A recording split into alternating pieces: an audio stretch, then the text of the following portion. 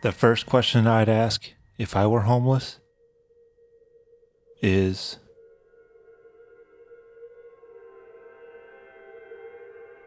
am I going to be okay?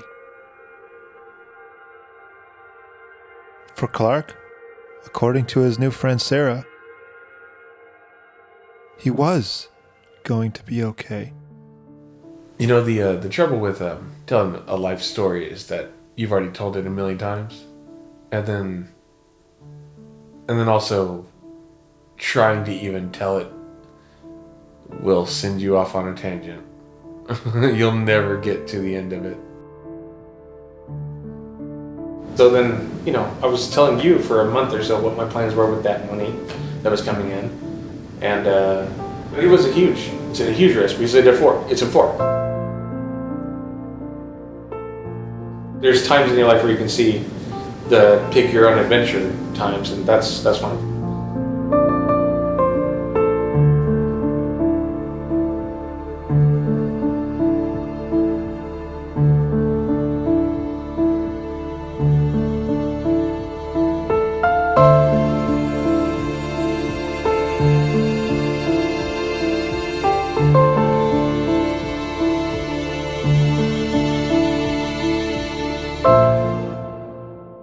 Are you stuck in Austin?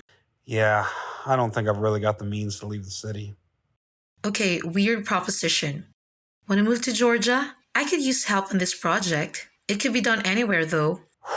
It's tempting as hell. So if you're interested, I'm probably going to get a 2-bedroom because I need a podcast room. In 2 weeks, I'm sitting for a friend. You can join me there. It's totally platonic, so it's not weird. Here's my primary concern with someone like me. Are you certain that your projects are not inheriting a problem instead of help? I'm a bit of a sinking ship, is my meaning. Dude, the only reason I'm not is because of my family. Let me extend that to you. Well, I can't say I'm not interested. It's definitely a way back into society from what it sounds like. It would make a damn good story too. Yeah, that is the other thing. I'm not sure what could really go wrong in those scenarios. I'm certain I can make my way to Georgia after that stimulus check comes through. Do it. Road trip time. You get comfortable, get situated, and then you look right at the camera and you say your first and last name and then spell both of them. Clark Jones. That's ClarkJones. So I packed up and Corey just followed me. And we've been driving across the country for 3 days. Finally getting to Atlanta and settled into an Airbnb. Waiting to hear word from where to meet this person. This gal named Sarah. And talk about Sarah. Sarah's an academic, a student and an influencer. And she's been doing educational stuff and anti-cancel culture stuff, basically cultural activism and political activism. And then she stays here in the Atlanta area, and it looks like she's got some friends and connections that she thinks I might be helpful with or like to hang out with or, just find my way here in Atlanta. My name is Eric Lutz. I am the program director for a nonprofit agency located in Duluth, Minnesota called Lifehouse. We work with at-risk, homeless, street-engaged youth. I started at Lifehouse in 2001. And we see around 800 unduplicated youth walk through our doors every single year, with about 40% who are homeless. Being in Austin, it's a tech scene, so, it definitely, it wasn't easy to find those jobs, but they were constant. But yeah, I bounced around between different companies looking for something fulfilling and just couldn't find it. Basically, you're going to work, you're doing bad things all day to people. Your job is repetitive most of the time. And then, and the money is not a good enough distraction if you don't care about money. So either way, plans changed at the last second. That's all. Remember, I had plans for this 1400 that weren't come to Georgia and do whatever, right? That the opportunity fell out of the sky. So, Yeah, just do it just use it to fucking restart something. Or at least that was the plan with it. So I hope it works. Got some cash left after getting to Georgia. It's just the very first step, because then they get there and the quiet is deafening. It's like coming back from war in many cases, because they're there and they're in their own heads, and the trauma that they've experienced can be just, like I said, lifelong, and the stigma and the guilt that they put upon themselves. A lot of folks blame themselves. So how does it feel to be inside? It feels foreign after a year. But it wasn't a year outside. You and I got 2-3 Airbnbs, something like that, right? Yeah, so one entirely. But for some reason, this one's got a different finality to it. Enough to give me the shakes from adrenaline, just being indoors. You know, you put $1,400 in my hand, I'm like, oh, it's a life-changing amount. So this is kind of like life or death kind of deal. Either make it or die, probably, is... I think it would probably kill me to go to end up on the street again, Corey. Especially in the 21st century, like, considering how fast things are moving. Yeah. You lose any more time keeping up with society at this point, you're done. You're done. Follow that story. I can't get distracted by other shit, but I definitely want to. Well, we need to make sure that we actually get that part of the story before we run out of stimulus money. Yeah, this either goes really well or really horribly. I'm either sleeping indoors or like on concrete within the next couple months. I'm fucked up. Help. Please help. Money me need to eat. Me no worky brain, no good. It's broken. Please help.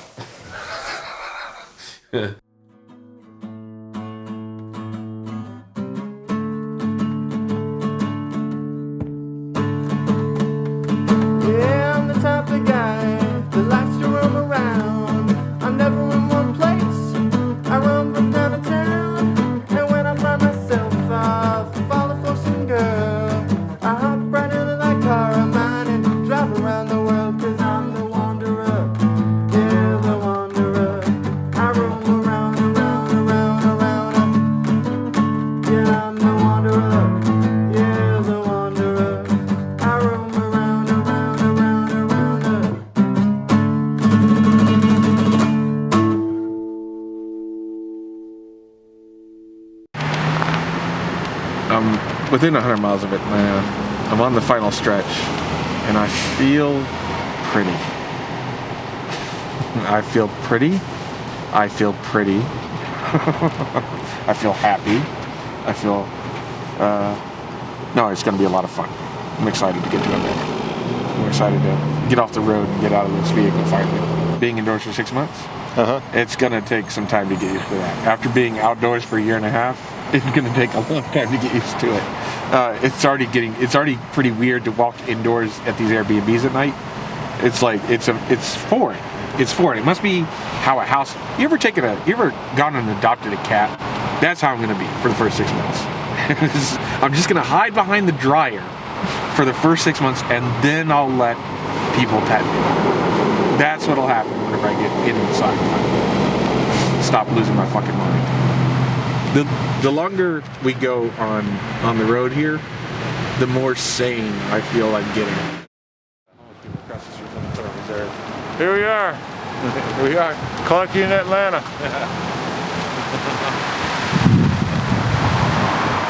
What do you think, Clark? Looks wealthy. Looks wealthy. Get those up there. Yeah. You know, it's some marble. Yeah. What do you think? You want to go to the sugar factory? Yeah.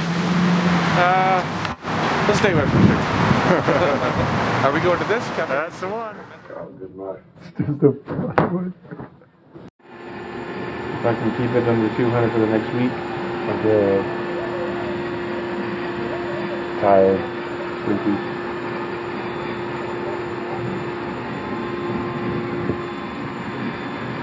Think about this though. I'm gonna frame it as if like I'm so dedicated a filmmaker that I made myself homeless just to record it for a You year. embedded yourself in the community, and you found somebody to go. Yeah. You found some loser to go record. I dedicated myself and pretended to be his friend for a year and gained Yeah. his trust. Yeah, some Werner Herzog shit. I'm your Timothy Treadwell, huh? Yeah. I'm just found some idiot running around trying to get bears. You're out here running around trying to get housed. You're out here running around trying to get housed, and you're gonna get eaten by the city. Yeah. There's a good possibility that all of this goes sideways. Every person has different breaking points. But I think COVID definitely was mine. To have hope, be excited, take one heck of a road trip, both literally but also figuratively in his mind, to look to this, new life, and then halfway through find out that this is not going to happen. I can't necessarily put myself in his shoes, but I have youth that have come from Minneapolis, have come from Grand Forks, and same kind of story, that they were promised, a place to stay. That's, yeah, I mean,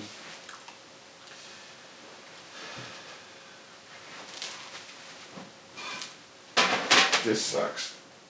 I did a bad thing. Did a bad thing.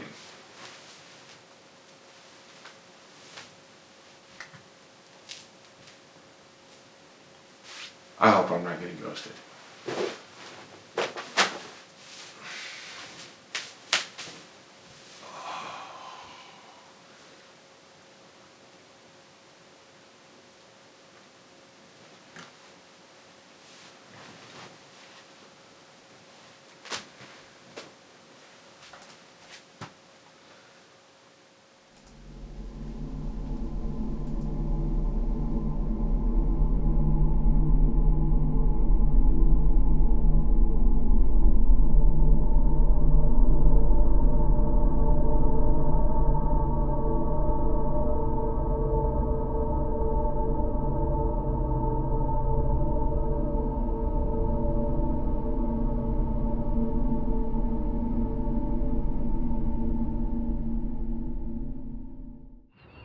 All right, we're in Georgia.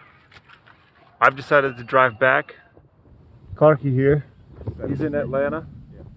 He's staying. He already planned to stay, but his future bride is not responding to his texts. It's not a future bride. Just for it. We came here with the plan to drop him off at his person's place, and then I would drive back real quick. Of course, nothing ever goes to plan. And we stayed here a couple of extra days, explored Atlanta a little bit, explored the real trap world, not the trap museum. And it's Saturday now. I was supposed to leave probably Thursday night. That's okay. I got things waiting for me. And Clark is just gonna go hang out and Wait a couple more days. figure it out, It right? should fall in line. Yeah. He said everything's gonna be fine, just a couple more days. Yep. Famous last words. Famous last words. Famous last words. Probably about less than a week from now. And I'm on the way out, man. Yeah. All right. To rise from that, to be resilient, to not let that bring you totally down. That's something that is inside Clark that not a whole lot of people have, I must say. And I'm assuming he had some supports to help him out, whether it was a service like Lifehouse or others, or friends like Corey or others. But yeah, I've seen it devastate the youth that I worked with that have come to Duluth for promises of a better life. And They come here and it didn't happen. And so they find themselves having to sleep in the adult shelter, which is very, very scary.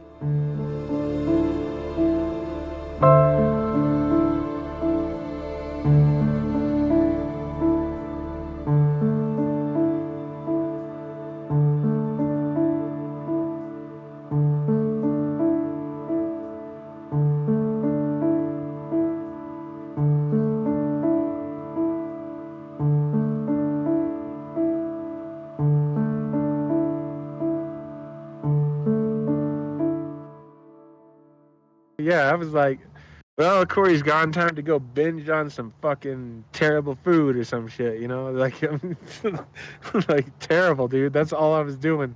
Awful, awful. I probably pulled into some drive-through after that, if I remember correctly, and then just chilled and fucking studied shit on the internet. You know what I mean? The study has been constant.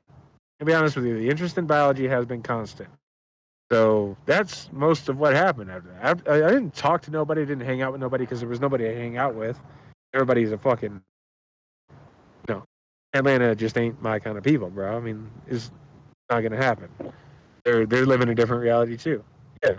So just hanging out alone, studying on my fucking phone, and eating real bad. Got here on July 4th weekend. So I've been here for a while, and it doesn't seem like I've been here since then. So, because the weather was holy shit. Showed up on July 4th weekend. Felt amazing. Like the weather was incredible. Everything here was incredible. Like I'm never going back to Texas. Sorry, bro. Like not in the summer at least. You know, just like no way. I mean, came out here and it was like, whenever I drive now, I get on the road, get on the highway. I'm looking at rocky mountains with snow caps on them right now. It's incredible. You should like step back real quick and show me the difference. Yeah. Dude, the problem is that the clothes as well. Yeah. The problem is the clothes as well. Wow. Are baggy as fuck. Like, I don't know. I got 8 or 9 inches loose on these, and these were tight, like really tight, like unwearably tight in Atlanta. And the fucking other ones, like biggest ones, bro, those black ones, holy shit, dude. They're like, you shredded a second Clark. I shed about 100 pounds, 120 pounds so far, something like that. So basically, I couldn't get it together in time. That's what happened in Atlanta. I couldn't get it together in time to really just get shit moving. No libraries open, so I couldn't even do what I'm doing right now. So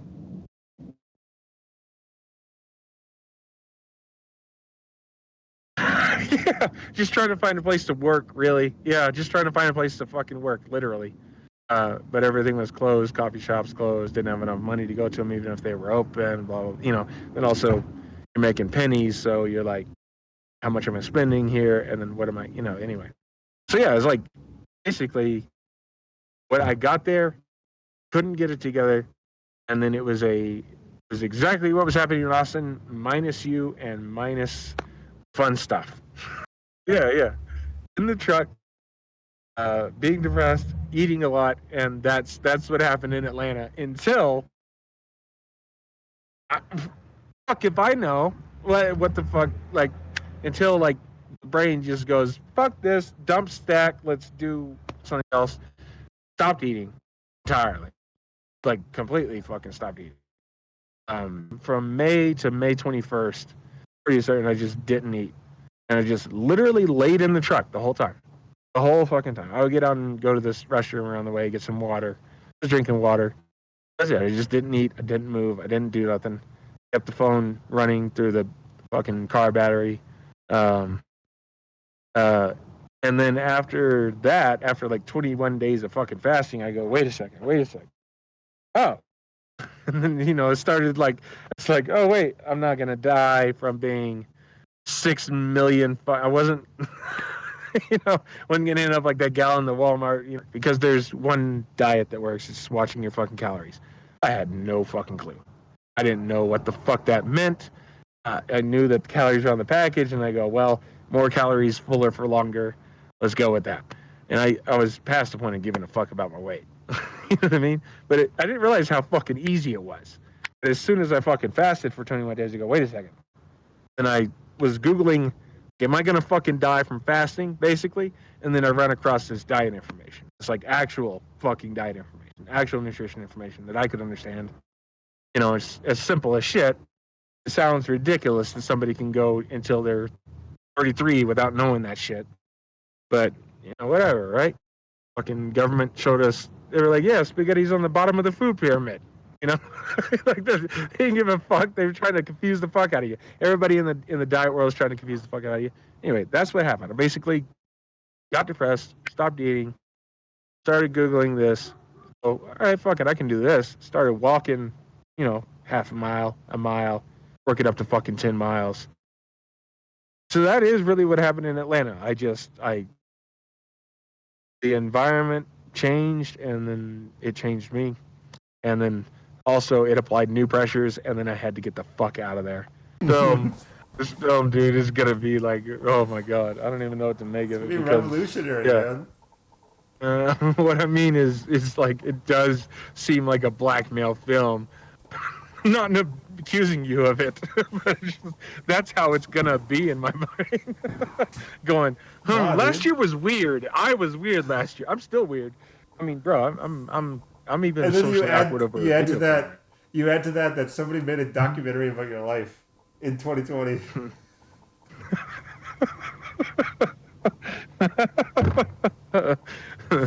Part of how fun this is, part of why this is so fun is just the absurdity of it. It's so good. It's so It is fun. absurd. It is absurd.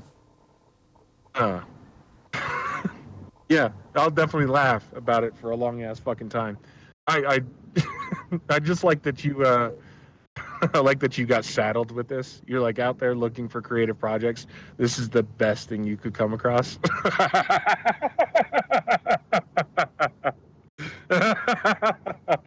I'll catch you soon, okay? All right, man. We'll text you. Bye.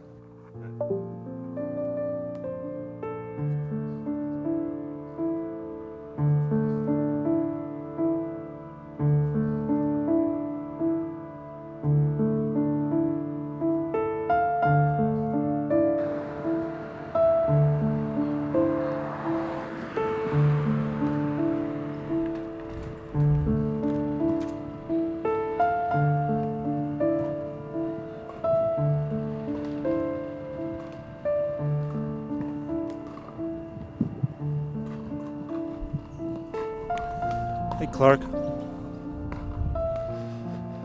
Welcome back to your spot, buddy. Hasn't changed much. And still has your favorite sport across the street. I'll try my best to take that out of the audio, but no promises. This is my favorite spot in this entire city because it was real. And you made it real. And that's what I care about. And I really hope everything goes well for you in Colorado. And I hope you get into college, you get into school, and I hope you get your washboard abs that you want. And I hope everything goes well for you.